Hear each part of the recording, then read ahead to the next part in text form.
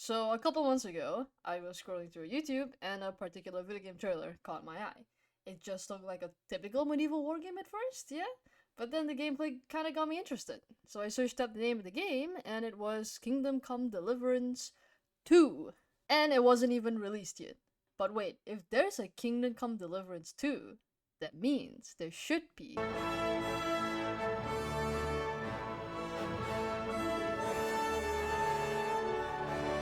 Now, I don't play medieval games. I've played maybe one other medieval game in my life when I was a kid, but that's pretty much it. So I basically went into KCD completely blind. And thank God I went into it blind, because I got one of the most immersive experiences I've ever had the pleasure of experiencing. So this video isn't gonna have any spoilers except for the first 30 minutes-ish of the game. It's more of a breakdown of what makes KCD so immersive and how Warhorse Studio managed to achieve that.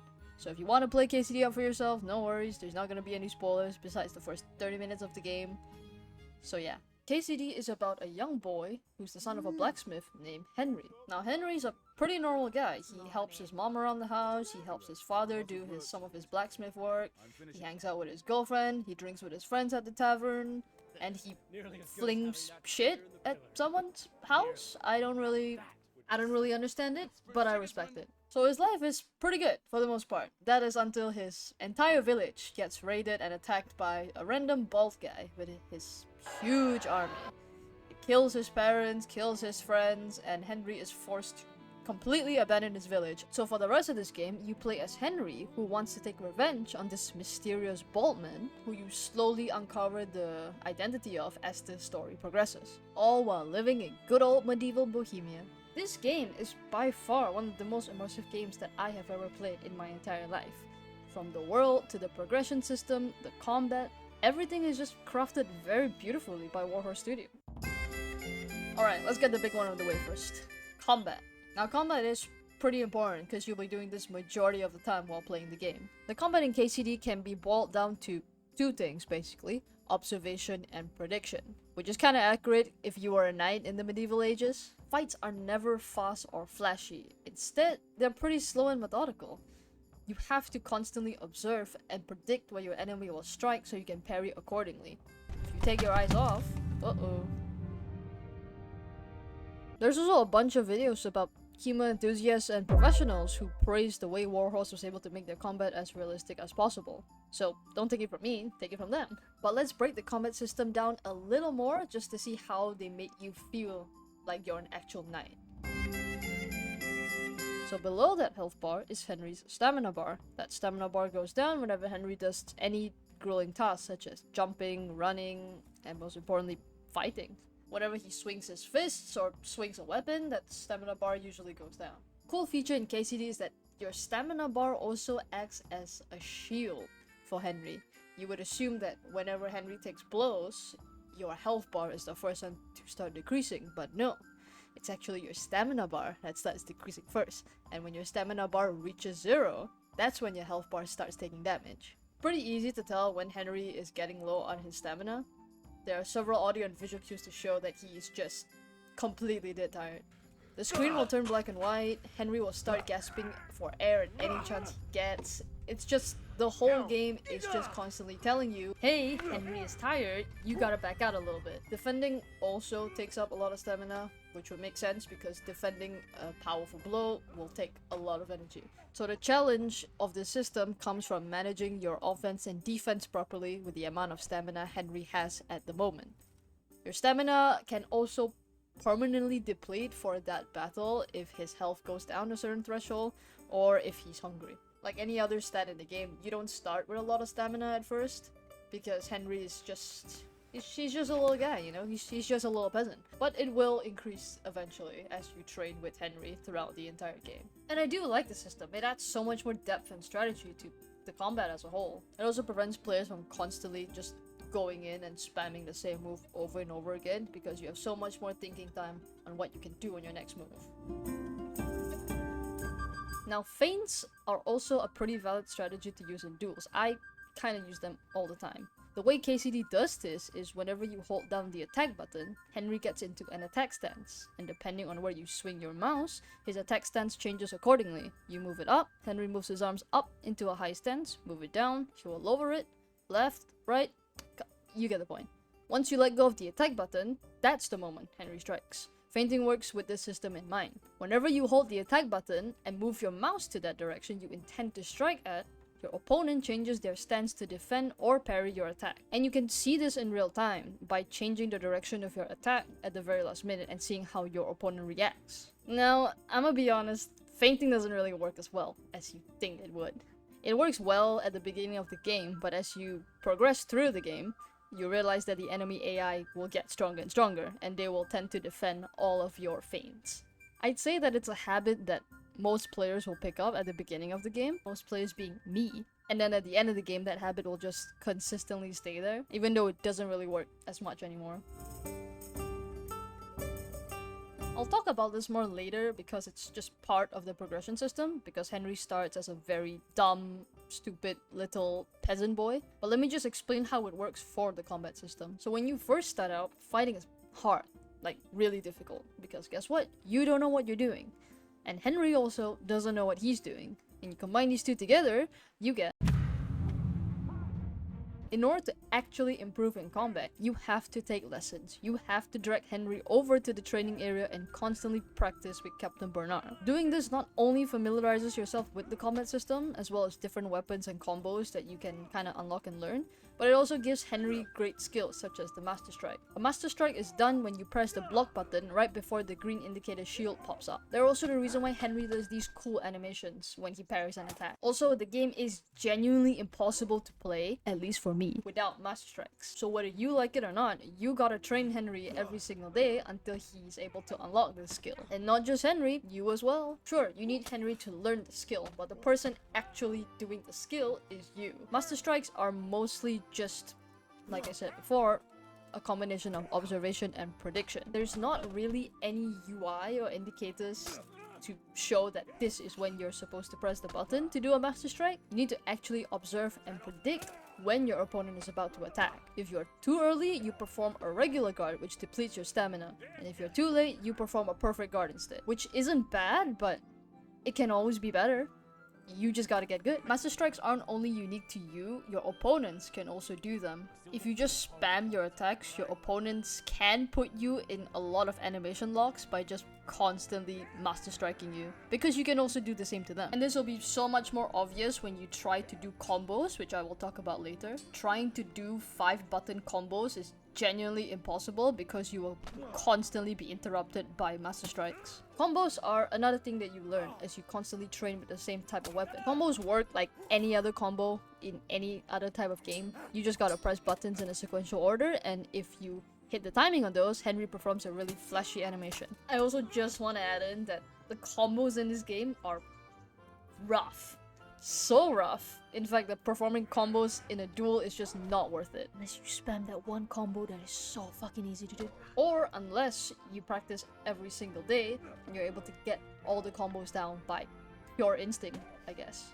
Combos are just stuff you do to add a little bit of flashiness to your fights. But other than that, it's just really not worth it to do combos. It also helps to see different variations of fighting animations, just to change it up a bit. Now, everything I've just stated is not easy to do. You will fail when you do it for the first time.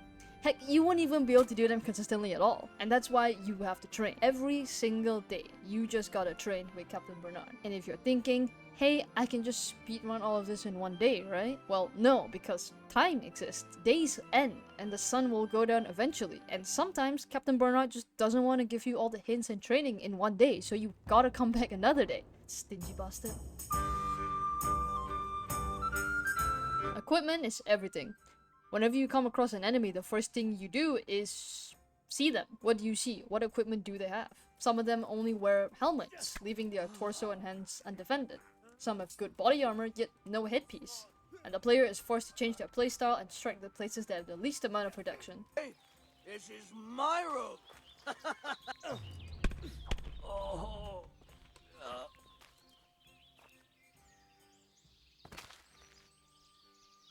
The same thing will also apply to Henry, obviously. If you make him wear a light headpiece, he's gonna have less protection there, so you gotta take extra care to defend any hit strikes. But then now you're probably thinking, why not I just wear the best protective armor at all times? Well, two reasons. Noise and weight. the more heavy duty armor Henry has on, the more noise he makes. Which makes sense, because you're basically a chime of bells at that point. And this sucks because when you go on stealth missions, which you will do a lot, you have to unequip everything. And if you get caught, well, guess what? You got no armor. So you gotta run, or else. Stealth isn't only for missions, it's also for hunting. And if you wear really clingy-clangy armor, the animals will run away from you faster than you can pull out your bow. Not to mention the color of your clothes also make a difference. Black clothes are the best, obviously, because they are the darkest clothes. But if you make Henry wear bright clothes, he'll be much more noticeable and enemies will basically be able to see him from a mile away. Weight is also another factor to think about. Mostly everything in the game has a weight value attached to it, which you can see in your inventory. And Henry can only carry a specific amount of weight in his inventory. If you exceed that, he won't be able to run or jump. And more heavy duty armor in your inventory would mean more weight, which means you can't take as many things as you would like. Whenever Henry wears extremely protective hit armor, this is what you see when you get into a fight. Now, that's immersion. Does it suck? Yeah, it does kind of suck. Your vision is heavily limited, so you can't even see what your opponent is gonna do. Well, actually, you can kind of see what he's doing, it's not very ideal. And that's just against one guy. What about 2 guys? Heck, 3, or even sometimes 5 people all at once with this limited vision. This is also the reason why the kettle hat is a popular choice among other players. It gives you perfect vision, the armor isn't that bad, so you don't immediately die in one hit, and it also just doesn't make much sound, which is perfect. Now, combat isn't the only thing Henry has to learn and practice. This basically applies to literally everything in the game. There's way too many of them for me to talk in detail about what they are and what they do, so I'm just gonna list all of them and give a brief description of what they're for. First off, for combat, we have Warfare, which makes Henry attack faster and stronger. Defense increases the timing gap to perform a perfect block, and also increases your defense stat. Axe makes you better at using an axe. Bow makes you better at using a bow. Also, don't get me started on bows in this game, man. Mace makes you better at using maces. Sword makes you better at using sword. Unarmed makes your fist hurt a lot more. And those are the only combat skills that Henry can learn. For non-combat skills, we have Alchemy, helps you brew more potions at once and makes your mistakes more forgivable. Drinking increases resistance to alcohol. Herbalism allows you to gather herbs faster. Horsemanship makes your horse go fast. Hunting gives you more meat yield from one animal. Lockpicking, which is easy as fuck to do on keyboard and mouse, by the way. I'm so sorry for any of you who played on controller. Pickpocketing, less chance of getting caught. Reading allows Henry to actually read books, because without the skill, words just look like this. Stealth, which makes enemies more likely to go. Maintenance allows you to use repair kits to fix up your armor and clothes, as well as sharpen your weapons. You don't really have to learn all of these skills. Chances are you go through your entire playthrough without touching some of them, not to mention the fact that you kinda need to talk to certain people to even unlock some of them. These skills just make life a lot easier for Henry, which in turn makes your life a lot easier. I just really like the fact that it constantly reminds you that Henry's a peasant. He doesn't know anything, he didn't get a proper education, so you gotta make him learn and help him practice to get better at those skills, no matter how basic they may be. Now, KCD has a very interesting quest system. I don't think it's unique, I'm pretty sure it's been done before, but it's a pretty good system where there's not just one solution to one problem. It's sort of like a tree system that supports multiple solutions to a problem. Not only that, but certain quests can only be unlocked if you pass or fail a different one. So one of my favorite quests in this game is a needle in a haystack. And in this main quest, Henry has to sneak into a monastery. He's got to use a different identity and he's got to find and kill a guy named Pius. Here's one problem. We don't know what Pius looks like, and everyone who comes into the monastery gets a completely different name. So the quest is basically Henry going around and talking with basically 3 main people to deduce who Pius actually is. Not to mention there are several side quests in the main quest itself, and you don't have to do these side quests, they just give you more information about the monks in the monastery, like what their life was before they came into the monastery. So you can use all that information and context to deduce who Pius is at the end. What if Henry kills the wrong guy? Or heck, he might not even make it into the monastery if they don't buy his axe. Even in the monastery, his cover could get blown at any time. You would assume in normal typical RPGs that if you fail a quest, you are allowed to restart, right? Nope. Not in this game. If you fail a quest, you're just given another quest. And in the second quest, you're only allowed to get it if you failed the first quest. So no matter what, you gotta finish the quest. You can't restart it unless you cheat and just go back to your previous save point. If you are denied entry into the monastery, well, too bad. You're gonna have to find another way to kill Pius. It'll just be a lot more difficult. As long as you complete the mission, it doesn't matter how you do it. I think the quest system does a great job of immersing the players into the world of KCD. Everything just revolves around you, and it changes according to your actions. It just genuinely feels like everything you do matters in the game. Every quest in KCD uses this same system. For example, there are several quests that require you to steal certain objects, and how you choose to do it is completely up to you. You could try pickpocketing the guy. You could try sneaking into their sleeping quarters at night and lockpicking their chests. Or you could just beat them up in an alley and loot their body. It's completely up to you. The only problem I'm seeing so far with this system is that there are some quests that cannot be done anymore if you choose another quest. But this really shouldn't be an issue for the average player unless you are a completionist and you're trying to go for the 100%. Activities are also a different kind of quest around the map. They're basically smaller side quests. It raises your reputation, you get cool rewards from them. The most popular one is the tournament that takes place every week, so you don't have to do these things, but they're super fun, so I recommend doing them. The cities and the towns are implemented pretty similar to the quest system. The townsfolk actively react to Henry depending on his appearance, his actions, and surprisingly, hygiene. If Henry just randomly crouches in the middle of the town, people just look at him strangely, like he's got a stomachache or something. If he's just been in a fight, his face is beat up, his clothes are bloody, the townsfolk react accordingly. They react scared, they react frightened. It's really cool. Same thing also goes for if you don't take a bath for a couple of days. The people around you just react with disgust, and they are not afraid to comment on it. You really don't smell good. Oh, farewell. Also, apparently, your stealth can be affected if you don't take a bath, because your enemies can, like, smell you from a mile away, which is really funny. Each villager also has their own daily routine, much like a real village. If you follow a villager around, you find out that they always do certain tasks at certain time. The quest system also takes advantage of this fact by having you stalk and follow some villagers for certain quests. You can even memorize their daily routines and plan accordingly. Also, here's another thing. They talk to each other. The villagers commonly have full-on conversations with each other, and you can even eavesdrop onto their conversations because they're all subtitled. You might even be able to hear some juicy secrets. All of Henry's choices are accounted for using the reputation system. Reputation is pretty straightforward. It affects Henry's reputation in each town. The better his reputation, the nicer the villagers treat him. Your reputation can increase or decrease based on the decisions you make in each village. If Henry has a high enough reputation, he gains a boost to all his stats while staying in the vicinity of each village. He also becomes widely more popular, and he's basically treated like family. Also, I don't know if this was an actual rule in the medieval ages, or it could just be a gameplay thing, but you are apparently not allowed to walk at night without a light at all. If the guards catch you without a light, they will question you. Now this could just be a gameplay thing to make stealth missions much more difficult in the towns at night. It kinda works. So everything combined together just creates an extremely lively and bustling village. Not to mention that each village looks so distinct and different from each other, which would make sense because most of these villages are based off real villages that you can visit in real life. Now this is gonna be a pretty short one because it's kinda straightforward. The sound effect in KCD is one of the most underrated parts about the game. I don't see anyone talking about this.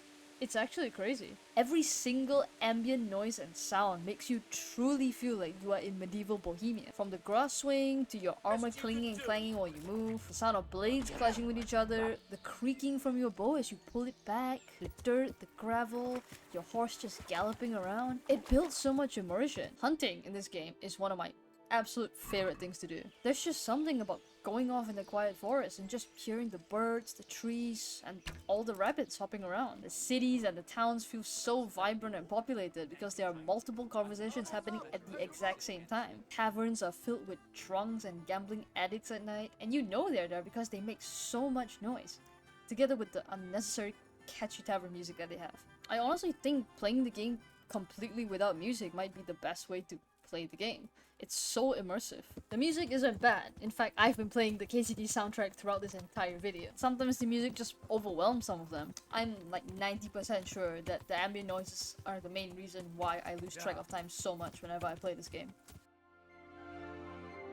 Alright, now let's talk about my favorite part about this game.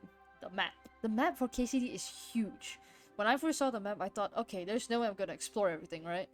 But by the end of the game, I pretty much unlocked all the parts of the map. It's not too big that it feels like a pain to explore, yet not too small that it feels kind of empty and bare. I'd say that it's actually perfectly sized. The map doesn't just include the towns and the villages, it also includes a bunch of random stuff that you would naturally come across, such as random alchemists who live out in the forest. One single apothecary in the entire map. Bandit camps hidden around the place, hunting spots for deers and boars, fishing spots, mines, caves, treasure chests and all their goodies, raves, and my favorite ones being accident spawns. Now these don't really need to be on the map at all, because there's really no point to them. They don't give the player anything, it's not really part of your progression, they're not essential to any quest in the game, yet they're just there. And there's so many of them, holy shit. During my playthrough, one of my most memorable moments was when I was just hunting around in the forest. I was minding my own business, I was trying to get as much deer as possible, and then I stumbled across this.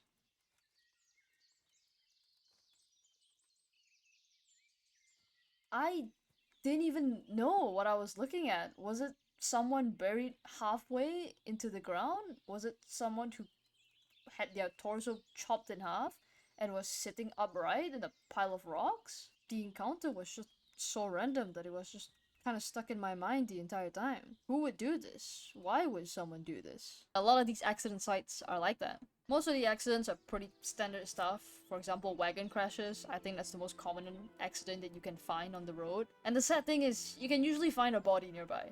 If it's not a body, it's probably a skeleton. Others are just accidents that are in the wrong place and the wrong time. And some get stuck in a place that they just can't get out of, and they're left to die. And some are, well, yeah, I'll leave that to your own interpretation. If you're lucky, you can find some loot in these accident sites.